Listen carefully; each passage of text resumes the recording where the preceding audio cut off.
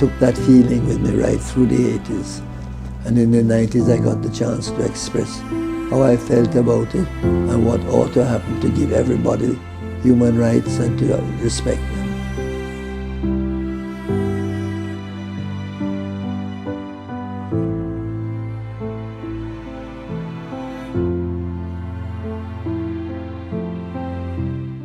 The Most Honorable Edward Seaga died May 28, 2019, the date of his 89th birth date. Of Lebanese Jamaican descent, he was born in the United States. At 3 months old, his parents decided to return to Jamaica. I was, of course, influenced by my mother, who was a devout Adventist. And she made sure that we went to Sabbath school and all that. I can't tell you that I practiced that invariably. But at the same time, all the Christian values were learned by me through Sabbath school and other exposure to Christianity, which has borne well for me. It has given me a foundation. And I still do believe that Christianity is a real agent of stability in this country. He was educated at the Wolmer's Boys' School in Kingston. A talented and avid sportsman, he was a member of the Wolmer's cricket team. He left Wolmer's and headed to the Harvard University. Not just another brilliant academic, those who knew him described him as passionate and witty. One day, we were as a group at a table with a cadaver on it. And Professor Harper, who was then the renowned anatomy professor, came by and he said, "Seaga, how are you doing?" I said, "Sir, I've named this cadaver Ernest." And he said, "Why?" I said, "Because I want you to know I'm working in dead earnest." His Christian upbringing fostered deep core values, his drive for excellence, performance, discipline, and an abiding sense of fairness and justice. These values would serve him throughout his life.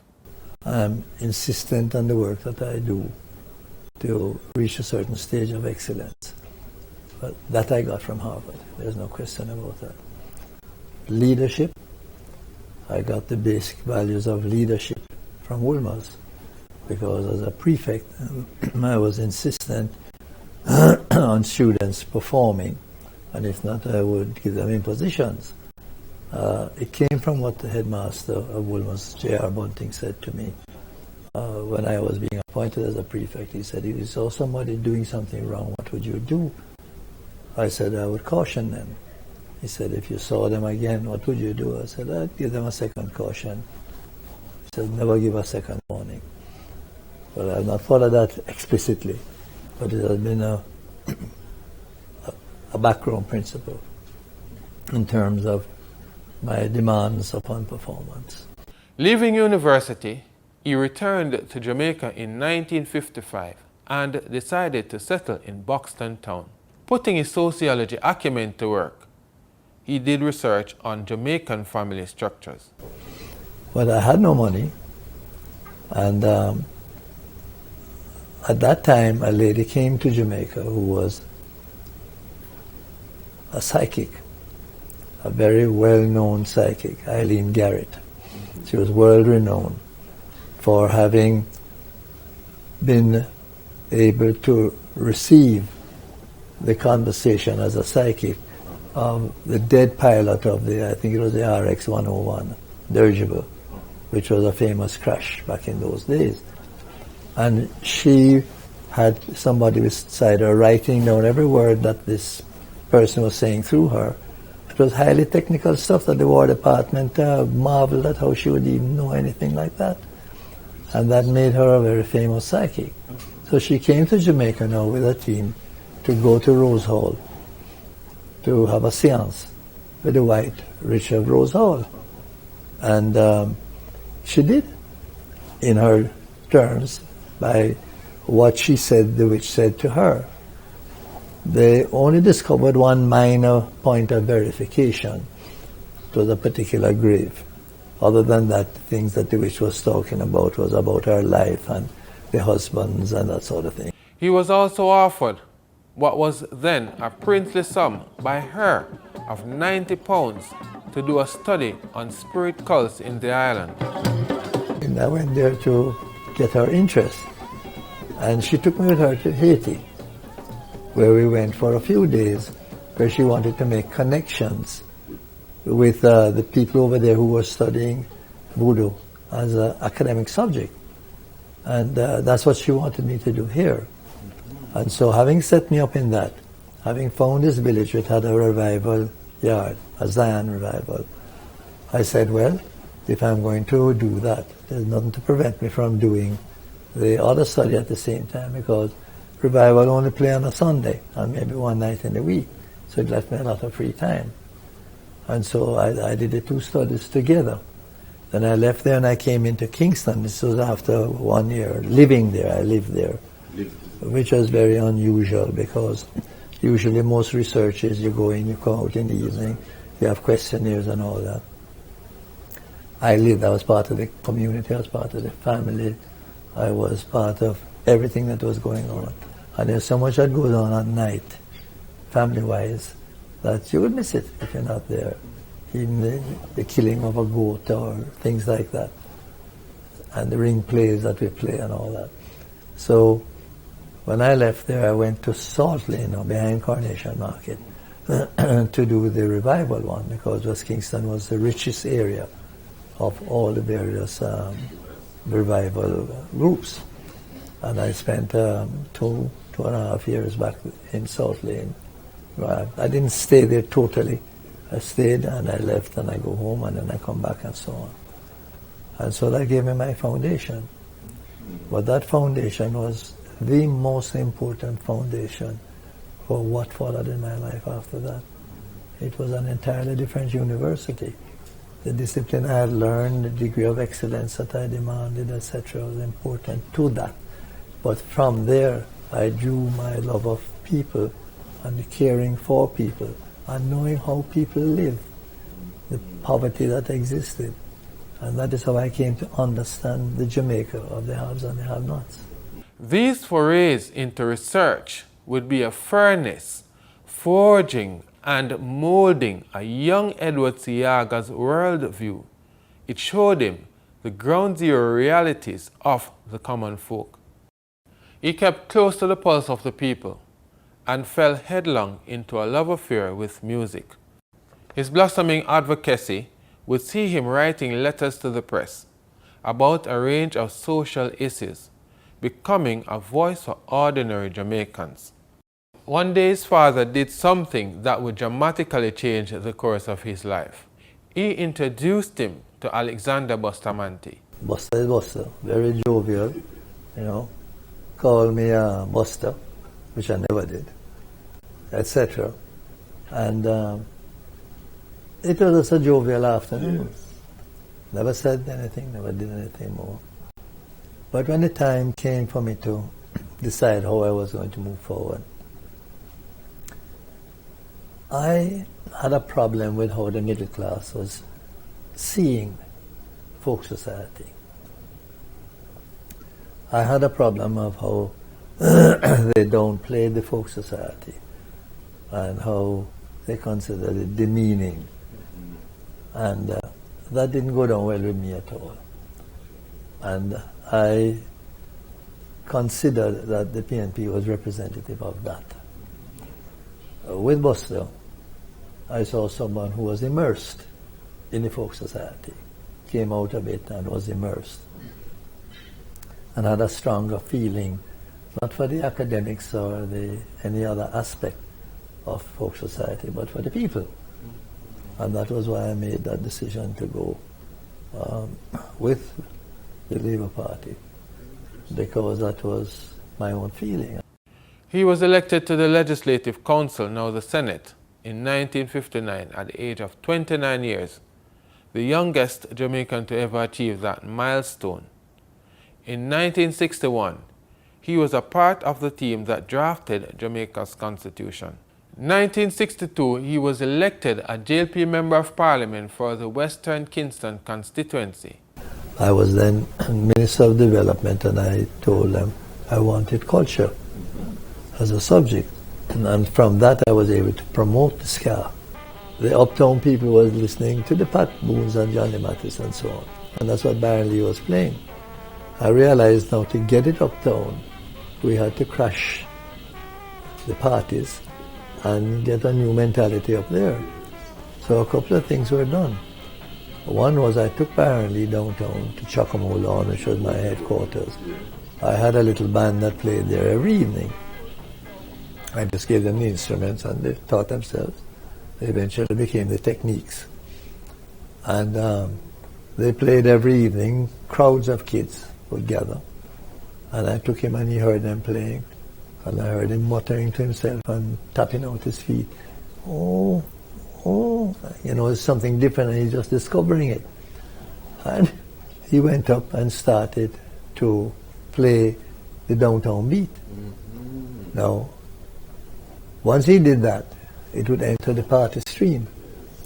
But there was a different party, and that was a teenage dance party for a different set of kids through JBC's teenage dance party on a Friday afternoon. And they took the downtown music as what they wanted to play. You see, breaking the mold away from RJR. And they use as their theme song a song called Beardman Shuffle, which was the local name for Live It Up by Ernie Freeman, which the label had been scraped off, you see. And with that, they then started to play the new music that was coming out from downtown, the ska and all that sort of stuff. But when Millie Small made the #1 with My Boy Lollipop, and the uptown people realized that this was international, that was a big step forward for them. If it is good in London, it must be good here. And then plus Byron, plus the teenage dance party, we were able to make the move from downtown to uptown. The sociologist and politician in Seaga would merge to transform one of Jamaica's worst slums, Bakawal, into a modern, low-income residential community renamed Tivoli Gardens. He was also involved in the promotion of culture, which is seen as one of the main pillars of development and national pride. Mr. Seaga was a champion of Jamaica's culture. He drew national attention to and promoted Jamaica's unique national and religious identity. Music, art, language, and literature took center stage, measures which provided a greater sense of identity and unity. He also developed 100 community centers across the island. And then I restructured the Social Welfare Commission to become a Social Development Commission. And I had all the officers trained in doing 4 things. 1, craft, co-ops, literacy, and home economics. And instead of them driving in the morning and then another time they see them 4 weeks later and so on, I put them to live there. Everybody had to live in the community. And they become a community officer living there. And so with that life in the community, they develop a whole program of work around them in each of those areas. Now the craft one was the one that I emphasized more so, because it would give the women a little money, and they were taught how to do various crafts. And then there was a parish coordinator who would go around to each community center in the course of the month to report monthly back to a meeting of all of them with me. And they would have taken by then all the work that had been done in the craft center and sold them at the tourist in hotels on the north coast. and they would come in now with money to buy fresh materials to take back out. So we had the whole thing revolving. And it took off because there's a lot of women now becoming involved. I don't tell you they were earning any fortune, but they were earning a little something, and it was gainful employment.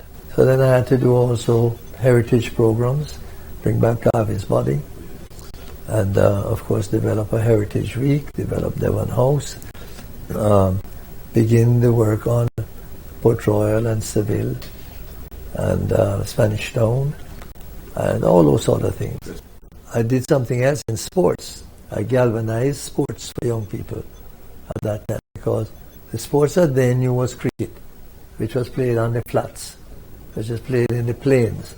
So the hills really had no participation. And I wanted to introduce basketball, but it wasn't the right time to do that. So everybody wanted football. So it was hard to find a piece of land that you could play it on.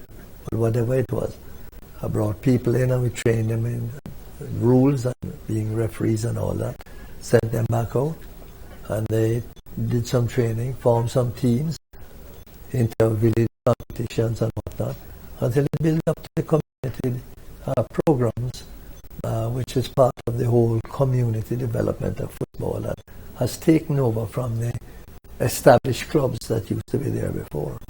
He wanted to be an instrument of change, to create a Jamaica whose destiny rests in the hands of its people. In this regard, he was a titan of industry and finance. His policies resulted in sweeping economic changes. Mr. Seaga pursued a domestic agenda of privatization and deregulation that led to the birth of the Jamaica Stock Exchange, the growth of several banking and financial institutions, as well as the Student Loan Bureau. When I took over the Ministry of Finance after Donald Sangster died, it came to my attention that practically every bank in Jamaica was foreign-owned, and every insurance company virtually was foreign-owned. I said, we're independent now. We can't allow you or the only people to decide our fate at your boardrooms abroad. We want to have our say, and we want to have the right to use our money that you're saving and our money that you're investing. And I spoke to the banks. They didn't give me any great big argument. I told them I wanted to see shares from your banks being put on the stock exchange so that Jamaicans could buy them and own a piece of the action. I spoke to the insurance people. They were a little more resistant, but when the time came for them to make a decision, they made a very big decision. They decided to sell all of the company to Jamaicans. And so we ended up with a number of companies in Jamaica that were foreign-owned in insurance, that became Jamaican-owned, Island Life, for instance. Life of Jamaica had started just before that, but it took off. Others took off in following that model and in the opportunity that I gave them, because you're starting from scratch if somebody can sell you something that's going. And so it was a wonderful opening of the economy of Jamaica, and it enabled people to be Jamaicanized in their investments. He was instrumental in the development of the Kingston waterfront, which was envisioned as a mecca of urban renewal. He transformed Ocherius from a sleepy fishing village to a bustling resort town. On the regional stage, he played a leading role in the establishment of the Caribbean Basin Initiative, CBI. He was progressive on education issues and introduced the Human Employment and Resource Training Program, HEART. HEART nurtures the talents of young Jamaicans. It provides high-quality, career-ready standards that prepares them to meet the demands of the global economy. I met HEART graduates in many, many places in Jamaica. I met them even at the airport in the United States while I'm waiting on a change of flight. And the young man came up to me and asked me if I was Mr. Seaga, and I said yes. And he said, I just want to tell you, sir, that I am here because I went to heart. I felt good. I felt very good. The quality of our lives depends to a great extent on our being able to take care of our elderly. In that regard, Mr. Seaga was pivotal in the Golden Age movement. 1980 was a watershed moment in his political career. He swept into office on a landslide victory, becoming Jamaica's 5th Prime Minister. The win ushered in a number of social and economic reforms. Despite his successes, he lost power in 1989 and bowed out of representational politics in 2005. Ultimately, what mattered to Mr. Seaga was not necessarily the level of support he got at the polls, but rather the conviction that he was making a positive difference in the lives of Jamaicans. He dismissed the naysayers, the unpopularity that dogged his political career, and accusations of being an enabler of garrison politics. I destroyed Manly by strategy, and they destroyed me by demonizing me. And that was a demonization. 3/4 of what is attributed to me would have been based on a level of power that I never had. He worked tirelessly to ensure Jamaicans were the masters of their own destiny. Office like about 9 o'clock at night, and carry home a stack of files. I carry home work still. Yeah. They bring some dinner to me in the bedroom. And then when I read, for months I never saw my children. And I go home, they're asleep. When I wake in the morning, they go to school. And then some weekends it's the same sort of drill. And I overdid it. But then I had to, because I was on a roller coaster where you can't come off. Because of the economy collapsing under you. The ice is so thin you can see the fish underneath. You had to know how to swim, and you had to know how to guard the country from having that collapse. It was very difficult times, and the amount of work that involved, the amount of connections and contacts and so on, to keep the country buoyant and going and rebuilding at the same time. Took its toll. Took its toll on my family, took its toll on me, and took its toll on the party. Because I could have been closer to party members. I could have been more social. Not that I'm the most social person, but I could have, out of political reasons, be more social. I wasn't. Many of them felt estranged from me. And I have to blame myself for that. They withdrew themselves and their services because I wasn't really pulling them together there, because I wanted things done exactly how I wanted it done, and many of them couldn't comply. A restless soul, even in retirement, Mr. Seaga did not cease to serve Jamaica. The highly regarded statesman remained active. I was given the award of Distinguished Fellow. It's not something that pays. Nobody here tells me what to do. I have office space, and I do what I can and what I want. And that's why, and when I wrote my autobiography of 2 volumes, I had the time. Being Chancellor of UTEC is not a paying post. I'm only there as a symbol. That's what chancellors do. They don't operate as part of management or any administration. They are just there as a symbol of the type of person that is in that institution, for others outside to say, oh, it must be a good place because that person is the person at the top. The Premier League consists of 12 clubs.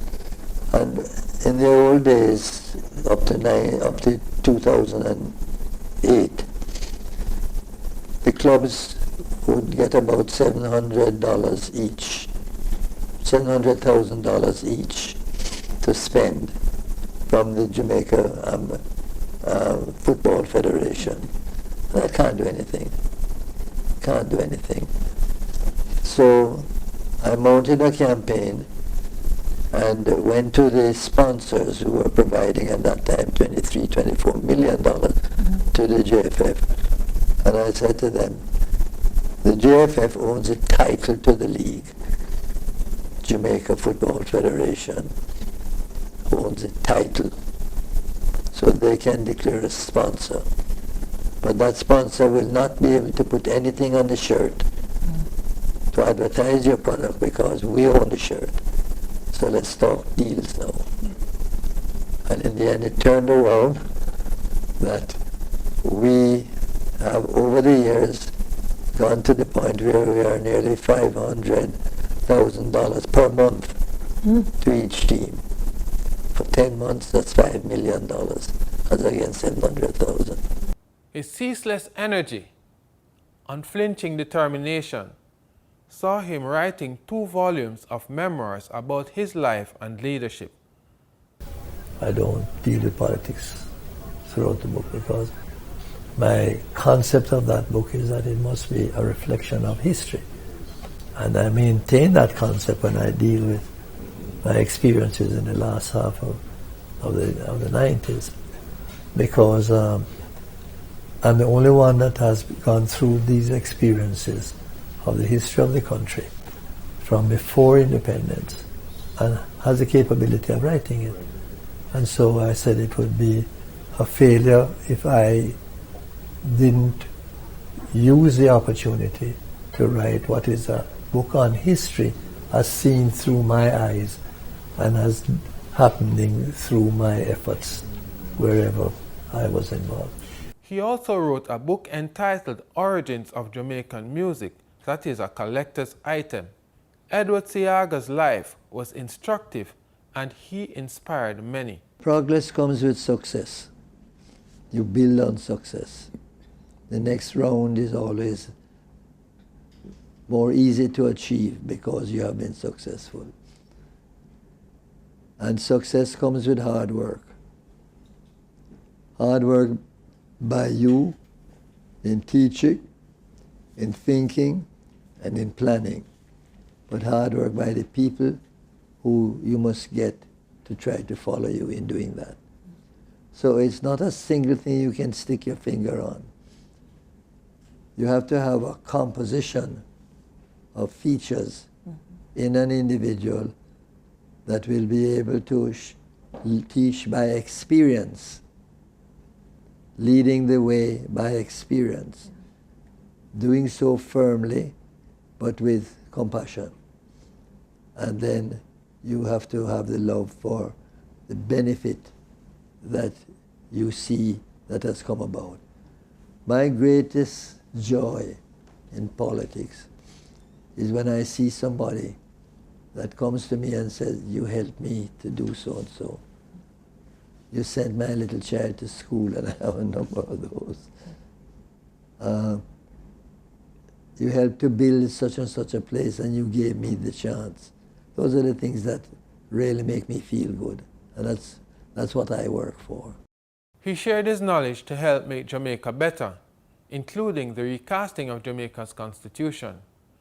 The constitution means far less without a public defender than it means with a public defender, because the public defender is the person who leads you to the prosecutorial position if some infringement of the Constitution occurs. And he or she takes up that position when they see the reports that come into them with complaints and so on. That then leads to the holding of the hearing of it in a court of law, and decisions are made. Without the role of the public defender, it wouldn't get that far. A lot of important changes were made at that time. The situation did not continue as it was, when you could simply go around and hold on to somebody, put them in the back of a car or a van, take them and lock them up. What happened? We rewrote that section of the Constitution to say that if you call a state of emergency, you can do so unilaterally for 2 weeks, and 2 weeks only. After that, you have to go to the court and prove why you have asked for this state of emergency. And it is in approving of that area that it usually falls apart if it is a false call for a false call for a situation like that. So on that basis, we were able to correct most of the other weaknesses in the legislation, and today we have a very strong code that looks at that. Many of the principles he fought for are now part of Jamaica's accepted economic and political landscape. He laid the foundation for a sustainable future. Drawing on the lessons of his life, he shared his vision for what we should aspire to and can attain as a country. The Jamaica government must put aside its timidness and embrace the policy of a pegged exchange rate, which would reduce inflation to minimal levels, lower the still high loan rates of banks to business-friendly levels, reduce expenditure in servicing external debt and making payments on interest, profit, and dividends earned by overseas investment, and open the door for potential massive inflows of low-interest foreign exchange for mortgage financing and investment, since the risk of devaluation or depreciation of the rate of exchange would no longer exist. The enormous potential which exists from these two proposals would, if properly investigated, contracted, and executed, result in huge investment and jobs sufficient to make a dramatic impact on the needs of the struggling economy.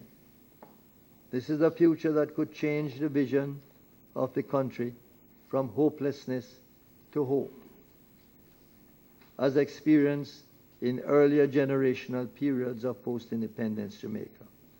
It could greatly assist in winning the race between development and discontent. Based on current perceptions, many feel that the Jamaican flag should be flown upside down as the accepted international signal of distress. But the design of this flag is unusual.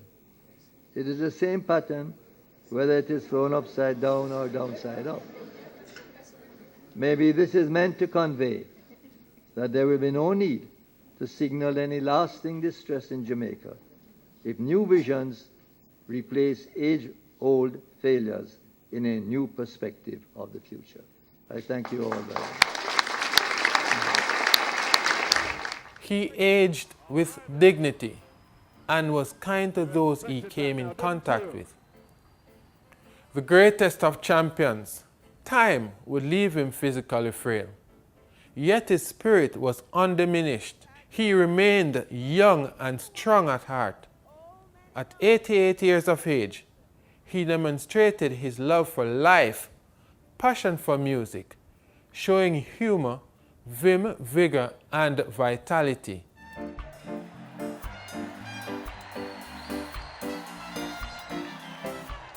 Somebody make some noise!